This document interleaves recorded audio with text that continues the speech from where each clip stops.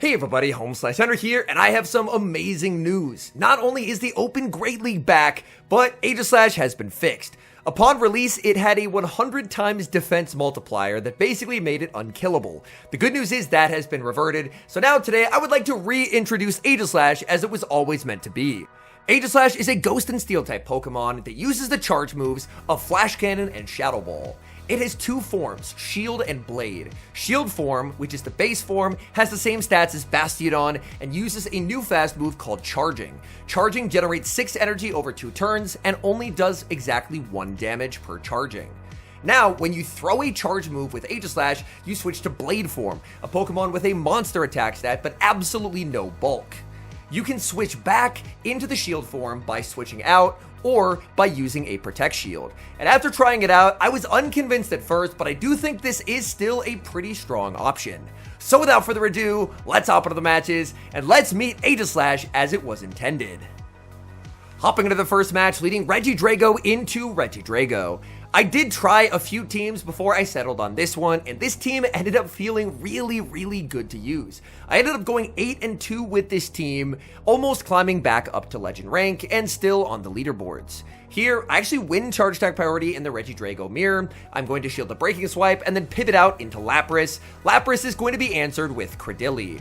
This is a scenario where Ice Beam could be helpful on Lapras, but I still do really like Skull Bash, as Skull Bash just gives Lapras such flexibility in matchups where, unfortunately, water damage is resisted.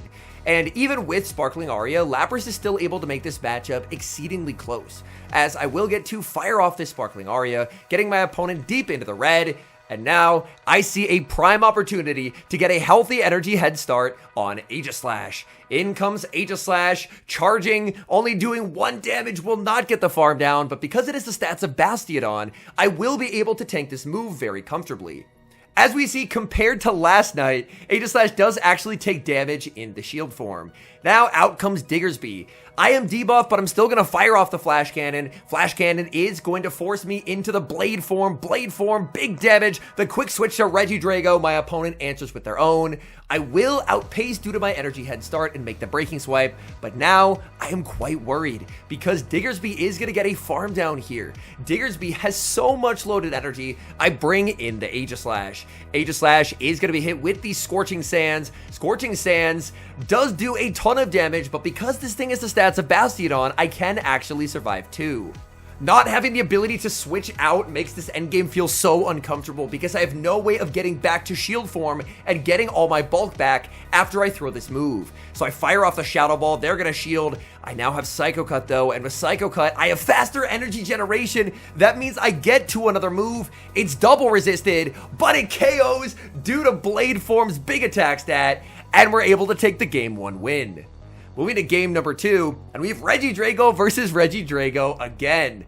I think Regidrago is one of the Great League's strongest Pokemon, so I'm happy to see that more people are starting to realize the power of this Pokemon in neutral situations. Here, unfortunately, I did not get the 50-50 Breaking Swipe debuff, but luckily my opponent does not either. I decide that I want to keep Regidrago around, so I save it on very low health, and then I bring out Lapras. Lapras will be hit with the Breaking Swipe. A bit of good luck goes my way, as my opponent does not end up getting a debuff. They send out Shadow Scizor, and this could be a difficult game. I fire off the Aria, that connects big damage onto the Scizor, and because they didn't protect the Scizor, I think I'm actually going to be shielding up the Lapras. I shield the Trailblaze, I get the farm down, and now it all comes down to what my opponent has in the back. They bring out, oh, I thought that was going to be a Swampert, but it's not. It's a Whiscash. That is a blast from the past. Whiscash is going to be hit with the Sparkling Aria. Lapras trying to get to the next Sparkling Aria, but that's perfect counting from my opponent. Mud Bomb will pick up the knockout. I do still have the Regidrago. I tab out just to make sure that I don't get that 1-turn bring-in lag, and now I get to fire off the Breaking Swipe. In comes Aegis Slash, and I'm going to be hit with, at minimum, 2 super effective Mud Bombs. But keep in mind, I have the same stats as Bastiodon, more or less, so that's not going to be a problem. I just have to not let them catch. My opponent farms up to the back-to-back, and I get the CMP tie, and that will win me this game, because this Shadow Ball will now easily KO, because throwing a charge move turns me into the Blade form that has the big attack stat. So Shadow Ball will easily KO. All that's left on Regidrago is 1 HP, so I Psycho Cut down, and that's going to be a win.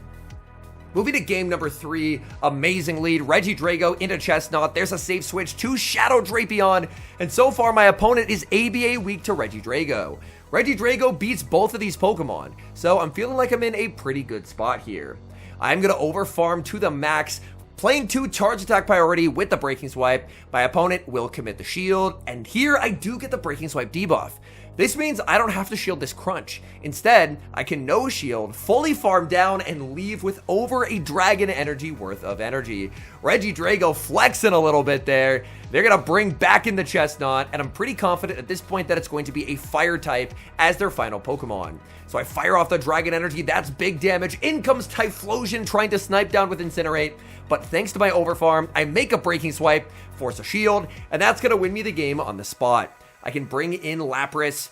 Shadow Blast Burn hits harder than Thunder Punch, but it will not knock out. Lapras can barely hang on. I fire off the Aria right when I get it just to pick up the KO. And now, unfortunately, this Chestnut is going to be completely walled off by Aegis Slash. Aegis Slash is only doing 1 damage per charging, but they just can't really damage me here because both Frenzy Plant and Superpower are single resisted. They throw Frenzy Plant, unfortunately that just does nothing, and they will concede the match.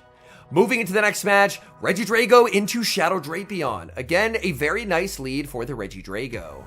Now, Regidrago will get outpaced in this matchup. I decide to let this go. In hindsight, I think this is a misplay. What I should do as the Regidrago is always just commit shields on crunches, try and get debuffs with Breaking Swipes, and make their life uncomfortable. Because I barely missed a farm down, I'm forced to catch the Aqua Tail onto Lapras, and now I've thrown away almost my entire Regidrago. And the moment they bring out Galarian Moltres, I know I've made a serious mistake. I needed Regidrago to handle this Pokemon. Regidrago is what beats Moltres on this team, and unfortunately without it, I'm probably going to lose. Here I'm going to call the fly bait, because if they do fly, which they do, they will not pick up the knockout, and I'm able to make a last second Sparkling Aria. Sparkling Aria is going to land. There's the switch to Drago. Opponent looking for a farm down, but they will not get it as Drago makes the Breaking Swipe. I need them to let the Moltres go, but they do not. And the trickiest part about this game is going to be the fact that I have no fast move pressure into the Moltres. Like I did before, I'm going to tab in and out of the app so that way I don't get that one turn bring in lag. Having a fix to that bug is incredibly nice, but what really worries me is how do I get rid of the Moltres? I don't really see a good way to do so. They Brave Bird, they're going to switch. In the back is a Azumarill, and I know that even in Blade form, I'm not going to be able to one-shot this. So I am going to be firing off Shadow Ball. Shadow Ball will inflict some pretty significant damage onto them. So I will fire off the move. I stay in, but I take too much damage from the bubbles, and that's going to lose me this game. I should have just done 2 Psycho Cuts and switched, because then that bubble wouldn't have registered when I was in the Blade form and very weak. Whereas now, I'm just going to get farmed down by Moltres, and I lose with both Protect Shields unused. We move to game number 5 of the set, and it's a pretty nice lead. Regidrago into the Shadow Tentacruel. Opponent save switches, oh no, into a Como-O, and I have something that completely walls Como-O. Como-O runs Dragon and Fighting moves, which means everything is single resisted. They go for the Brick Break, they can debuff Aegis Slash, but again, I can't stress this enough, I have the stats of Bastiodon. So even though my defense is debuffed, I still survive a Clanging Scales very comfortably. Now I will get to fire off the Shadow Ball. Shadow Ball, of course, will easily pick up the knockout here if my opponent decides to no shield. So I get to fire off this Shadow Ball. That's going to be shielded.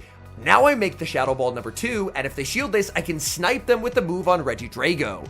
They decide to let it go, and I'm just going to pivot out. It seems like they don't have a great response to Aegislash, so I feel like keeping Aegislash around could be valuable. I do want to respect a potential Sludge Wave, as Sludge Wave would obviously inflict big damage from a Shadow Tentacruel. It ends up being a Scald. Scald does get the debuff, but even a debuff is not going to stop this Skull Bash from KOing. Skull Bash picks up the knockout. In the back is Hakamo-O, a very cool team from my opponent. Unfortunately, they're just triple weak to Aegislash, so Aegislash was able to generate an incredible advantage into their team. Here, I just stay in with the Lapras, force them to throw energy, and then I can just close out the game very comfortably with Regidrago. So I get to bring in Regidrago, spam out the Breaking Swipe, and at this point, I have a big health and energy advantage. My opponent realizes this, and they're just going to let that through, and we get our 4-1 set. We move to set number 2, and this time we see Galarian Moltres on the lead, which is where I would prefer to see it with Regidrago. Moltres will obviously be able to outpace in this matchup as they make the fly before I make Dragon Energy.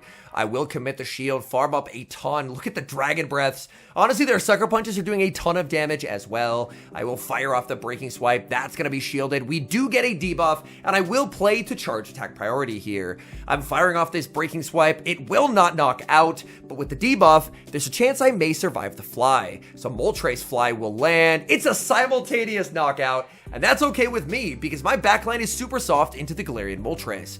I wait down the timer, bring in Lapras. There's going to be a Shadow Swampert. I'm just going to farm up a ton of energy. Opponent switches in the back. Oh no, they have Credilli. I have the hard counter. In comes Aegislash. Credilli farms to 100, realizes they're completely walled, and they resign the match.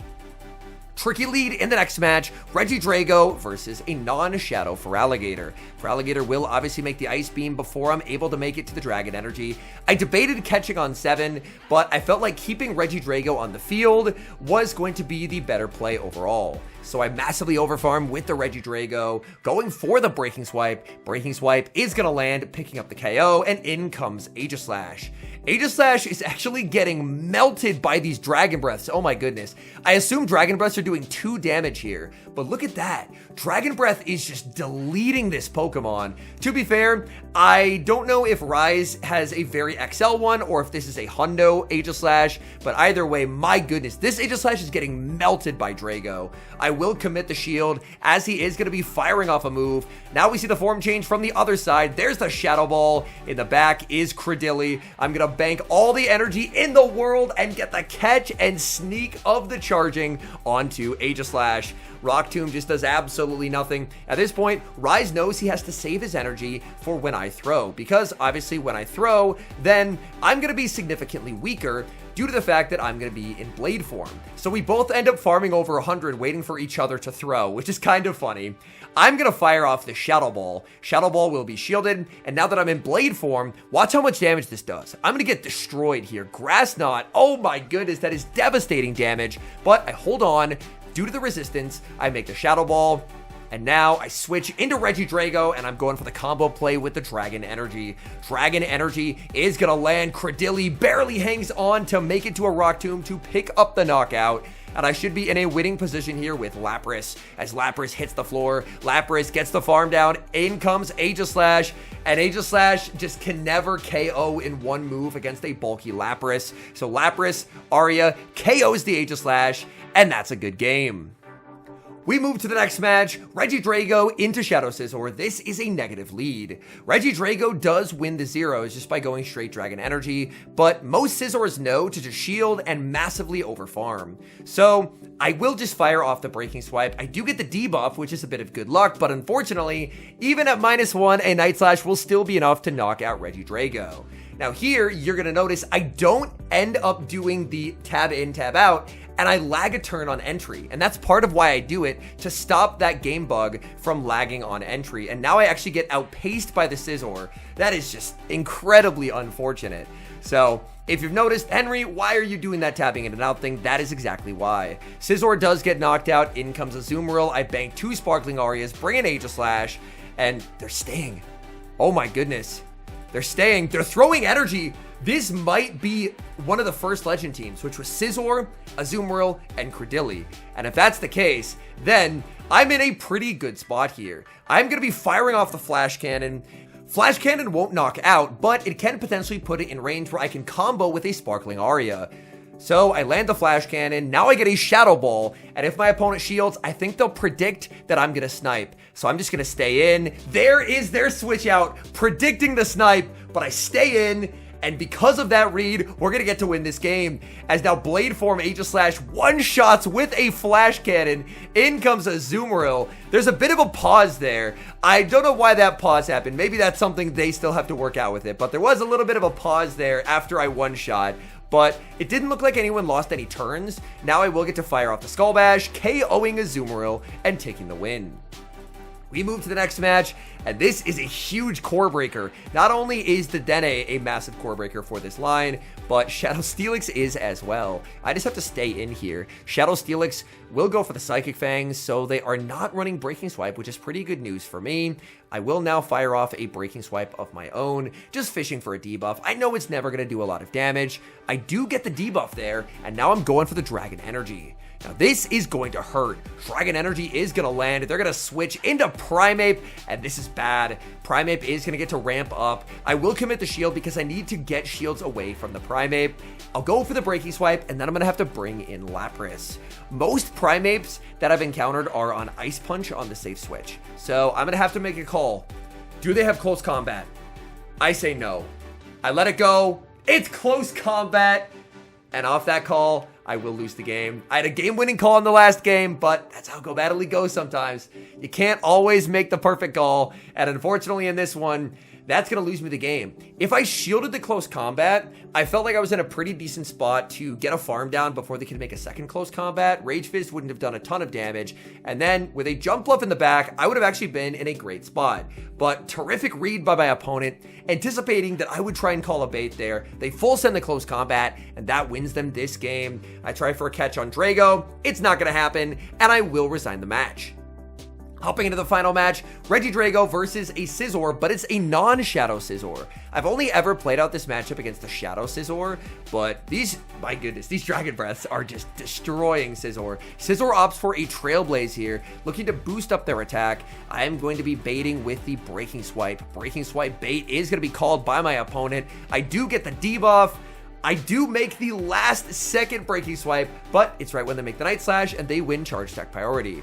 I bring in Lapras, I'm able to get the Psywave down, which is really nice. Out comes Credilli, and this is going to be difficult. I don't have Ice Beam here, so I can only threaten neutral damage, and Ice Beam wouldn't even one-shot. Nowhere close, so my opponent is going to let that go. I think Lapras health will be valuable, so I will end up committing the shield and farming up and trying for a catch onto Aegis Slash, and I do get it, which is nice. I'm hoping this is the team that I fought earlier that has a Azumarill in the back, but that's not an Azumarill, that's a Feraligatr. Oh no, this is bad. Here, I should have thrown on 10 to try and CMP tie on their back-to-back Hydros, but I expected them to overfarm, anticipating that play. So I end up kind of 5-heading myself a little bit, and now I'm forced to burn a shield that I really didn't want to burn. But I need to get shields away from this Feraligatr. My switch clock should be up very shortly, so I believe it should be up now, especially with the form change helping it out. I bring in Lapras, and this is the 50-50 call. I'm full sending, like my opponent did last game. Skull Bash picks up the KO. They try and call the bait, and that's going to be the game right there. In comes Credilli. I'm able to make the Sparkling Aria. That's going to force the shield, and my opponent has no ability to win this game because they would need to KO an Aegislash with a resisted Grass Knot. I tab in and out, so I don't end up missing any turns, and now we see here, I'm just winning because I have Bastiodon level bulk. I survived the Grass Knot. I'm going to get massive overkill with this Shadow Ball, and that is a good game.